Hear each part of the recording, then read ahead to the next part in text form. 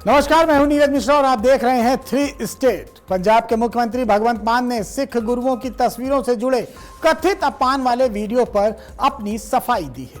मोहाली में मीडिया से बातचीत के दौरान सीएम मान ने कहा कि राजनीतिक विरोधी उनका मुकाबला नहीं कर पा रहे हैं और इसलिए उन्हें धार्मिक आधार पर बदनाम करने की कोशिश की जा रही है। उन्होंने कहा कि वह अकाल तख्त का पूरा सम्मान करते हैं और उसे चुनौती नहीं दे सकते। मुख्यमंत्री ने दावा किया कि वायरल वीडियो में दिखाई दे रहा व्यक्ति वो नहीं है। साथ ही उन्होंने आरोप लगाया कि तीनों राजनीतिक दल मिलकर उनके खिलाफ माहौल बनाने की कोशिश कर रहे हैं।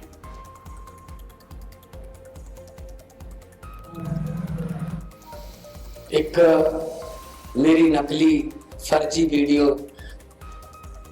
चला के ਉਹਦੇ ਤੋਂ सियासी लाहा लैण वास्ते धार्मिक हुक्मनामे भी जारी करवाए गए। जिहड़े सियासी आका ने धार्मिक अहुदियां ते बैठे लोकां दे वो अपने हिसाब नाल अनाउंसमेंटा करवा रहे ने। मैनू धार्मिक तौर पर बदनाम करने की कोशिश है, कोई राजनीतिक तौर पर तो वो मुकाबला कर नहीं सकते। ग्राउंड ते बिल्कुल जीरो हो चुके ने वो, तो हुण इस पद्धर तक पहुंच गए कि वो हर रोज कोई ना कोई इस तरह का हुक्म या आदेश जारी करते हैं जिहदे नाल मैनू धार्मिक तौर पर बदनाम किया जा सके। जबकि जिन्ने काम पंजाब के लोगों के समाजिक आर्थिक ते धार्मिक भी जिन्ने असी कीते इस सरकार ने कीते, उन्हें किसी ने नहीं कीते। पहला भावें वो बेअदबी का कानून होवे जिहदे विच सख्त सजावां रखियां गईयां ने। बढ़ते अगली खबर की ओर। हरियाणा के भविष्य को लेकर सरकार ने बड़ा कदम उठाया है। मुख्यमंत्री नायब सिंह सैनी ने हरियाणा विजन 2047 के रोड मैप को लेकर अहम बैठक की अध्यक्षता की। बैठक में प्रदेश के विकास, आर्थिक प्रगति, रोजगार, बुनियादी ढांचे और आने वाले वर्षों की योजनाओं पर चर्चा की गई। सरकार का लक्ष्य है कि 2047 तक हरियाणा को विकास के नए स्तर पर पहुंचाया जाए। मुख्यमंत्री ने अधिकारियों को विजन के अनुरूप योजनाओं को आगे बढ़ाने और बेहतर रणनीति तैयार करने के निर्देश दिए। बैठक में प्रदेश के उज्जवल भविष्य के लिए दीर्घकालीन योजनाओं पर मंथन किया गया।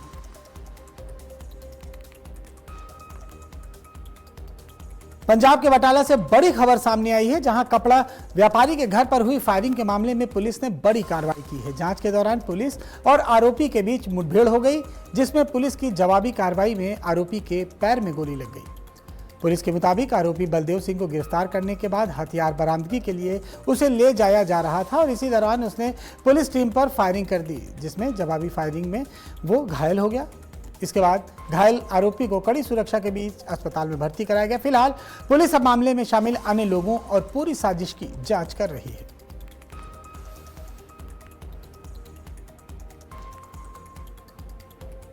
मानयोग सीएम साहब, डीजीपी साहब ਅਤੇ डीआईजी ਬਾਰਡਰ ਰੇਂਜ ਜੀ ਦੇ ਦਿਸ਼ਾ ਨਿਰਦੇਸ਼ ਹੇਠ ਜਿਹੜੀ ਗੈਂਗਸਟਰਾਂ ਤੇ ਵਾਰ ਇੱਕ ਮੁਹਿੰਮ ਚਲਾਈ ਹੈ, ਉਹਦੇ ਵਿੱਚ ਬਟਾਲਾ ਪੁਲਿਸ ਨੂੰ ਇੱਕ ਵੱਡੀ ਕਾਮਯਾਬੀ ਪ੍ਰਾਪਤ ਹੋਈ ਹੈ।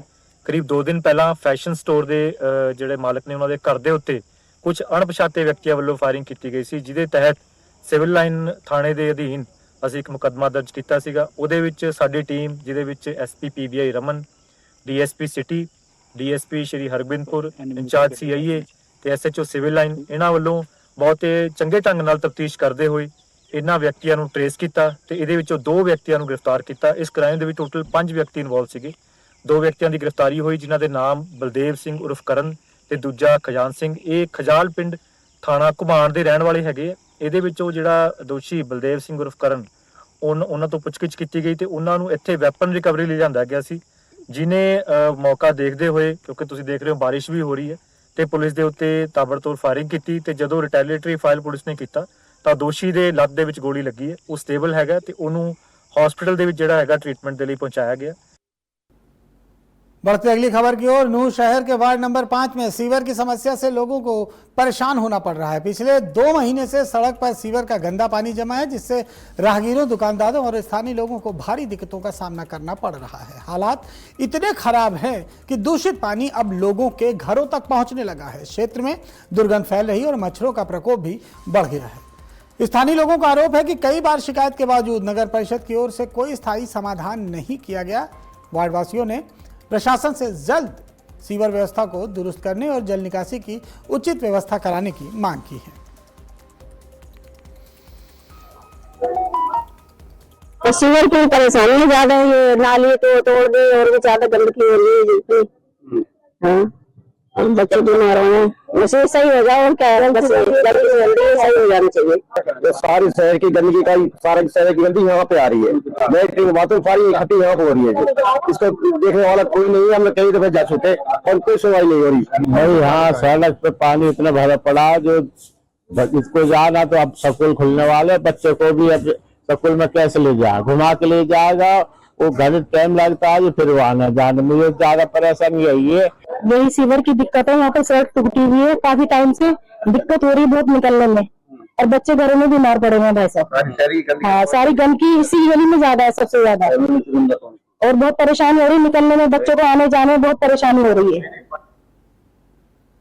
बढ़ते अगली खबर की ओर। पलवल में किसानों को धान की सीधी बिजाई तकनीक अपनाने के लिए कृषि विभाग लगातार जागरूक कर रहा है। विभाग की ओर से किसानों को इस विधि के फायदे बताए जा रहे हैं और सरकार की प्रोत्साहन योजना का लाभ लेने की अपील की जा रही है। सहायक तकनीकी प्रबंधन अतुल कुमार शर्मा ने बताया कि धान की सीधी बिजाई करने वाले किसानों को भौतिक सत्यापन के बाद 4500 रुपये प्रति एकड़ की सहायता राशि दी जाएगी और इसके अलावा चार्ज के लिए 2500 रुपये भी दिए जाएंगे, यानी किसानों को कुल 7000 रुपये प्रति एकड़ की राशि डीबीटी के माध्यम से भेजी जाएगी, वो भी उनके खाते में। वहीं जिले में अब तक हजारों किसान डीएसआर के लिए पंजीकरण करा चुके हैं। गेहूं की तरह धान की फसल की बिजाई करनी है, ना कि पहले अपना नर्सरी बनानी है और नर्सरी बनाने के बाद फिर ट्रांसप्लांटेशन है। उसको कम करने के लिए क्या मुख्य का इसका कारण ये है कि जल की जो खपत है उसको कैसे कम किया जाए। और डीएसआर में लगभग 4500 रुपये प्रति एकड़ का किसान को हरियाणा सरकार के द्वारा लाभ दिया जा रहा है, जिसमें 4500 रुपये किसान को अनुदान दिया जा रहा है और साथ में लगभग 2500 रुपये जो उसकी लेबर चार्ज है वो उसकी बचत हो जाती है। इस तरह से आपका 6 से 7 हजार रुपये का किसान को लाभ प्राप्त हो रहा है। हमारे जिले को इस बार डीएसआर में प्रथम बार लिया गया है। पहले अपना डिस्ट्रिक्ट हमारा डीएसआर की स्कीम में नहीं था। इस बार लगभग 10,000 एकड़ का हमारे किसानों को जो है लक्ष्य दिया गया है और लगभग 9,500 एकड़ का किसानों के द्वारा ऑनलाइन मेरी फसल मेरा ब्यौरा पर पंजीकरण कर दिया गया है। डीएसआर विधि के सर मैंने अभी 5 किले बोए हैं जी डीएसआर विधि से, उसका भी मैंने पंजीकरण कराया है। सरकार की ये भी बहुत ही किसान हितैषी और जन कल्याणकारी योजना है जी। इसका भी किसान भाइयों को समय रहते हुए अपना पंजीकरण कराना चाहिए जी। बढ़ते अगली खबर की ओर। लुधियाना के सराभा नगर मार्केट से बड़ा मामला सामने आया। यहां एक दुकानदार ने कॉरपोरेशन में इम्प्रूवमेंट ट्रस्ट की कार्रवाई पर सवाल उठाए हैं। दुकानदार का आरोप है कि जब भी वो अपनी बिल्डिंग में निर्माण कार्य शुरू करता है तो किसी न किसी वजह से उसे रोक दिया जाता है। उसका कहना है कि मार्केट में कई अन्य जगहों पर भी बेसमेंट और छत पर निर्माण किए गए हैं, लेकिन कार्रवाई सिर्फ उनके खिलाफ ही की जा रही है। दुकानदार ने आरोप लगाया कि वो नियमों के मुताबिक फीस जमा करने को तैयार है, बावजूद उसके चालान काटे जा रहे हैं और उसे परेशान किया जा रहा है। वहीं मामले में संबंधित विभाग का पक्ष सामने आना अभी बाकी है।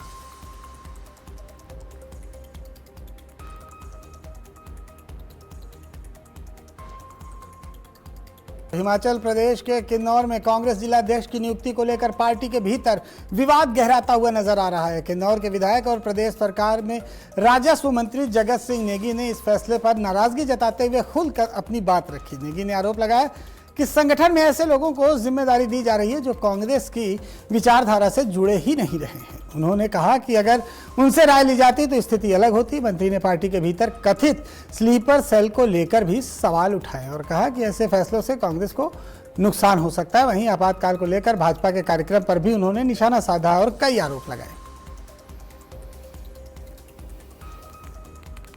भाजपा जो इमरजेंसी को लेके पूर्व में उसका जो काला दिवस मनाने का मकसद जो है कि उस समय की घटना के पीछे छुपकर जो अभी अघोषित इमरजेंसी देश में लागू है भाजपा राज में, जहां ईडी और सीबीआई के द्वारा जो लोग इनके साथ नहीं चलते या इनके विचारधारा से मेल नहीं खाते उनको जो है ये प्रताड़ित करते हैं। तो सबसे बड़ी बात तो यह है कि आज भी जो है अघोषित इमरजेंसी बीजेपी के शासन में लगा हुआ है। आपने देखा होगा पूर्व में कि मुख्यमंत्री तक जो है, चुने हुए मुख्यमंत्री तक को बिना किसी ठोस प्रमाण के ईडी द्वारा जो है एक साल से ज्यादा जो है उनको सलाखों के पीछे रखा गया।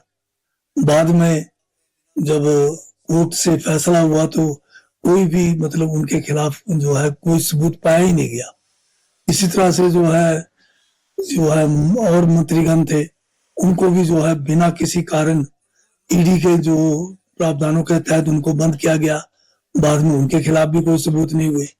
तो उस समय का जो इमरजेंसी लगी, जब वो इमरजेंसी उस जमाने के परिस्थितियों के हिसाब से कानूनन मैं कहता हूं कि वो बिल्कुल सही था, क्योंकि उस समय भी चुनी हुई जो देश की जो एक सरकार थी उसको अलोकतांत्रिक तरीके से, असंवैधानिक तरीके से उसको गिराने की जो है बहुत बड़ी साजिश की गई थी। बढ़ते अगली खबर की ओर। हिमाचल प्रदेश पथ परिवहन निगम यानी कि एचआरटीसी के चालक परिचालक यूनियन ने अपनी प्रस्तावित हड़ताल वापस ले ली है। सरकार और यूनियन के बीच करीब 3 घंटे के बीच बैठक के बाद कई मांगों पर सहमति बनी। यूनियन अध्यक्ष मान सिंह ठाकुर ने बताया कि सरकार ने कर्मचारियों से जुड़ी करीब 45 करोड़ रुपए की मांगों को स्वीकार कर लिया। इसमें लंबित ओवरटाइम भुगतान, मेडिकल की समस्या, वर्दी भत्ता, वेतन विसंगति और प्रमोशन जैसे मुद्दे शामिल हैं। समझौते के बाद यूनियन ने हड़ताल नहीं करने का फैसला किया है। वहीं कर्मचारियों ने भी सरकार के इस फैसले का स्वागत किया और सहयोग की बात कही है।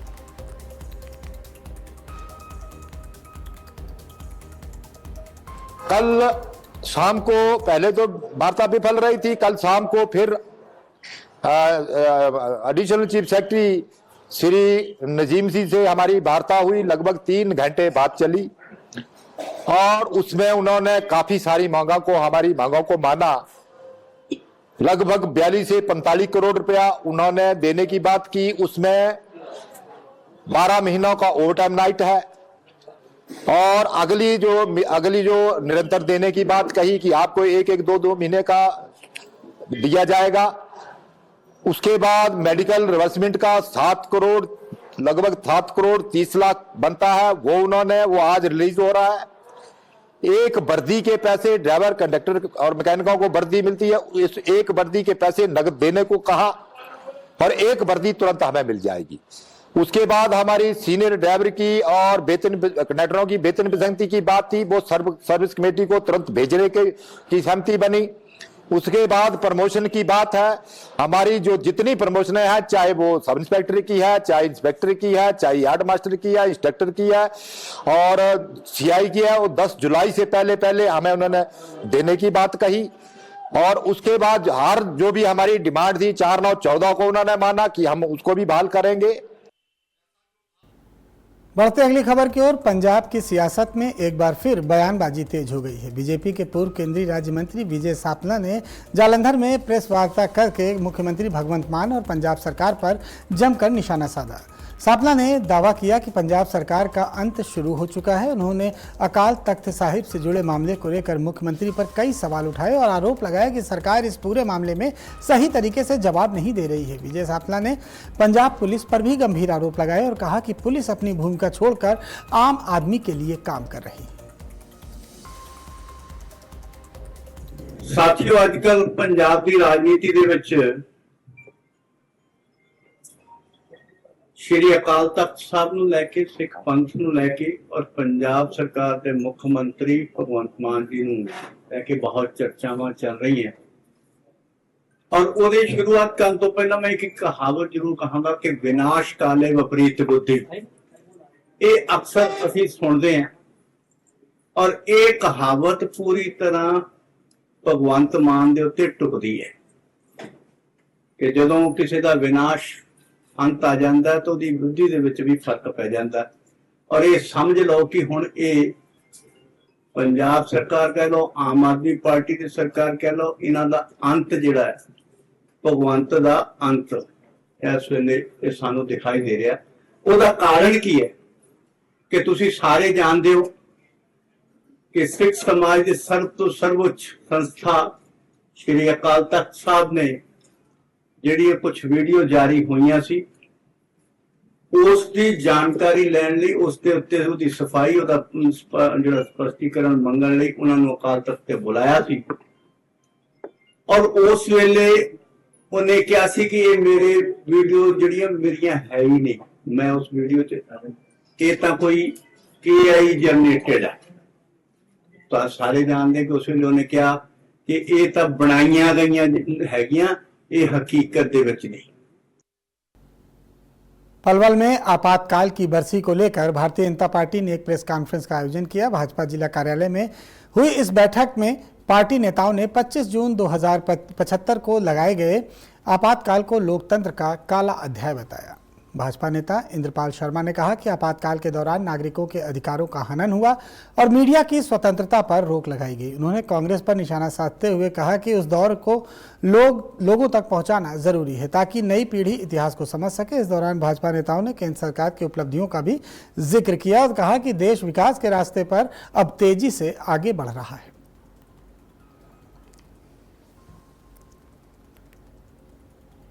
बढ़ते अगली खबर की ओर, मोगा कोली कांड की बरसी के मौके पर भाजपा के राष्ट्रीय महासचिव तरिण चुग ने शहीदी स्मारक पहुंचकर शहीदों को श्रद्धांजलि दी। उन्होंने पुष्प अर्पित कर 25 जून 2079 को मोगा गोलीकांड में शहीद हुए लोगों को नमन किया और इस दौरान तरुण चुग ने कहा कि राष्ट्र और समाज के लिए बलिदान देने वाले शहीदों का देश हमेशा ऋणी रहेगा। इस दौरान उन्होंने पंजाब की कानून व्यवस्था को लेकर आम आदमी पार्टी सरकार पर निशाना साधा और गैंगस्टरवाद और बढ़ती आपराधिक घटनाओं पर चिंता जताई। वहीं मुख्यमंत्री भगवंत मान ने जुड़े विवादित वीडियो पर भी उन्होंने सवाल उठाए और कार्रवाई की मांग दोहराई। चुग ने दावा किया कि 2027 में पंजाब में भाजपा की सरकार बनेगी। बड़ा पवित्र स्थान है, देश की एकता अखंडता वास्ते, पंजाबी भाईचारे वास्ते, हिंदू सिख एकता वास्ते 25 जून 1999 ਨੂੰ भारत माता दी जय कहते हुए 25 संघ के स्वयं सेवकों को शहीद कर दिता गया। जिहड़े शहीद होए उन्हां दी याद च स्मारक बने। पाकिस्तान उसले चाहता सी कि हिंदू सिख भाईचारे च लड़ाई होवे, इस कारण उन्होंने राष्ट्रीय स्वयं सेवक संघ नूं निशाना बना के